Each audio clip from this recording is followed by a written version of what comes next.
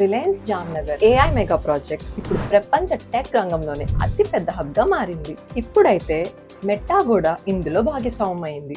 Reliance Jamnagar AI mega project tech ప్రపంచంలోనే అతి పెద్ద కేంద్రంగా ఎదిగింది. అంతేకాకుండా ఫేస్బుక్, ఇన్స్టా ఒక పేరెంట్ కంపెనీ అయిన మెటా భారీ పెట్టుబడులతో ఇందులో అయితే ఎంటర్ అయిపోయింది. మార్క్ జుకర్బర్గ్ సంస్థ మెటా అంబానీ విజన్ ని నమ్మి build to suit AI data centre నిర్మాణానికి ఒప్పందం కుదుర్చుకుంది. నేడు మెటా, గూగుల్, ఎన్విడియా వంటి ప్రపంచ ప్రఖ్యాతి చెందిన టెక్ కంపెనీస్ అన్ని రిలయన్స్ తో భాగస్వామి కావడానికి ఆసక్తి చూపిస్తున్నాయి. దీనికి కారణం ఏంటో తెలుసా?